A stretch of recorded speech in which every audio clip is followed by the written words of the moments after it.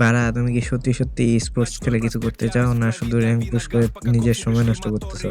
আজকের এই ভিডিওটাতে এমন 5টি ভুল যেগুলো আর কি সাধারণ প্লেয়ার করে থাকে, ওই ভুলগুলা বলবো যেগুলা করলে তোমার স্পোর্টস কেরিয়ার ওখান থেকে শেষ, ওখান থেকে তোমার সমাপ্তি। তোমার সর্বপ্রথম মাথায় সেট করে নিতে হবে যে স্পোর্টস মানে কিন্তু একা গেম প্লে করা না, যে তুমি যে কিল নিয়ে মারামারি করবা হুদায়, মানে তোমার ইগো দেখবা, এটা কিন্তু না। স্পোর্টস মানে এখানে টিম, একটা টিম।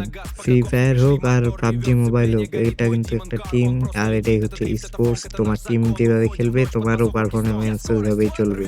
তুমি যদি সবসময় একা বুঝতো আইজিএল এর কথা না শোনো, তাহলে কিন্তু তুমি একটা কখনোই স্পোর্টস প্লেয়ার হইতে পারবে না, বা তোমার টিমও দুর্বল হয়ে যাবে।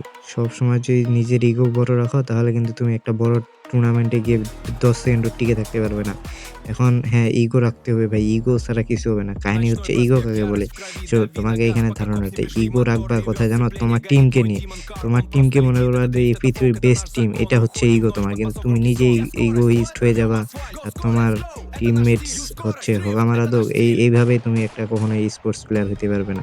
তোমার টিমকে নিয়ে তোমার ইগো থাকতে হবে, তোমাকে একটা ইগোইস্ট হইতে হবে। আর যদি তাও তোমাদের এইসব ভুল হয়ে থাকে, তাহলে এর সলিউশন কি? তো সলিউশন হচ্ছে তোমার টিমমেটের সাথে কেমিক্যাল রিঅ্যাকশন তৈরি করা, স্ক্রিমে তোমার রোল ফিক্স করা যে তুমি কোন রোলে খেলবা, এবং টিমের জন্য প্লে করা সবসময়। দ্বিতীয় মিস্টেকটা হচ্ছে তোমরা ডেইলি রুটিন ফলো করো না। মানে হচ্ছে তোমরা একদিন টুর্নামেন্ট খেলো, 20 দিন বসে থাকো। তুমি কি শুধু র্যাঙ্ক পুশই করবা আর কিছু করবা না? কাহিনী হচ্ছে তোমরা জানো একটা প্রফেশনাল স্পোর্টস প্লেয়ার কি করে প্রতিদিন ডেইলি 4-5 ঘন্টা তারা প্র্যাকটিস করে, নিজের এম ঠিক করে, নিজেকে ট্যুরে প্র্যাকটিস করায়। তোমরা তো ওইটা না, তোমার তো খেলতে হবে মামা টুর্নামেন্ট। আরে ভাই, টুর্নামেন্ট হারবাই, এটা স্বাভাবিক যে টুর্নামেন্টে খেলা খারাপ হবে, কারণ ওই জায়গায় ভালো টিম থাকবে। কিন্তু তোমরা যখন ডেইলি প্র্যাকটিস করবা, তখন দেখবা যে তোমাদের গেম প্লে উন্নত হচ্ছে। আর র্যাঙ্ক ম্যাচ, তোমরা দুই একটা টুর্নামেন্ট খেলবা, খেলার পরে র্যাঙ্ক ম্যাচ খেলবা, দেখবা আকাশ জমিন তফাৎ। তোমরা এই রুটিনটা ফলো করতে পারো। ডেইলি 30 মিনিট হচ্ছে এম ট্রেনিং করবা, মানে এইমটা ঠিক করবা তোমাদের।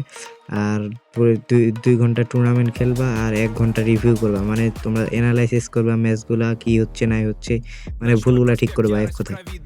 আর রেটিং করবা তোমাদের টিমমেটসদের কি ভুল করতেছে, মানে সব ডিটেলসে আর কি বের করবা।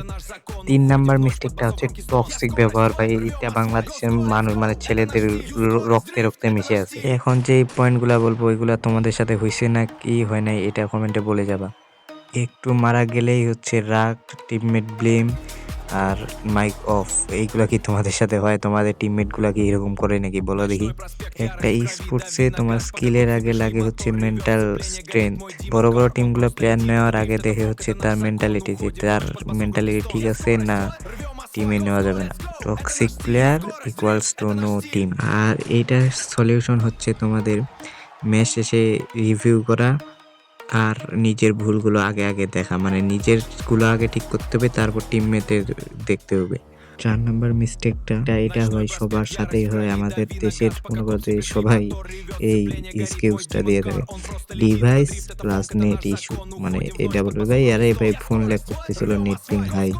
হ্যাঁ ভাই, জানি যে বাংলাদেশের কি অবস্থা, কিন্তু হ্যাঁ ভাই জানি যে গেম প্লের জন্য একটা ভালো ডিভাইস প্রয়োজন, কিন্তু স্কিল না থাকলে তোমার ওই 120 FPS দিয়েও কোনো লাভ নেই। বুঝো না এই বিষয়টা?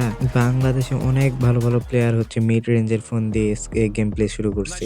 স্কিল বিল্ড আপ করতে হবে আগে, পরে ডিভাইস আপগ্রেড করবা। মানে প্রথমে স্কিল, তারপর ডিভাইস।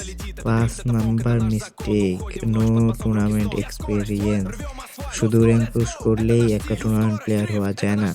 তোমাদের র্যাঙ্ক পুশ করতে গেলে ল্যান্ড টুর্নামেন্ট, তারপর লোকাল টুর্নামেন্ট, অনলাইন কাপগুলা সব খেলতে হবে। একটা টিমের উপর কতটা প্রেসার পড়তে পারে, প্রেসার কিভাবে হ্যান্ডেল করবা, এইসব শিখতে হবে। তোমার যদি এক্সপিরিয়েন্স না থাকে বা তোমার ভিতরে ভয় থাকে, তাহলে ভাই তোমার এই ফাইনাল সার্কেলে গিয়ে তোমার হাত কাঁপবে, মানে খেলতে পারবে না তুমি। তো ভিডিওটা ভালো লাগলে একটা লাইক সাবস্ক্রাইব করে যাবা। আর স্পোর্টস কোনো একটা স্বপ্ন না, এটা একটা যুদ্ধ। এখানে টিকে থাকতে গেলে তোমার স্কিল, মেন্টালিটি, টিম ওয়ার্ক আর ডিসিপ্লিন কাজে আসবে। এই জায়গায় কোনো তোমার পলিটিক্স চলে না। আজ থেকে এগুলো মেনে চলবা, না হলে কিন্তু গেম ওভার। তো টাটা।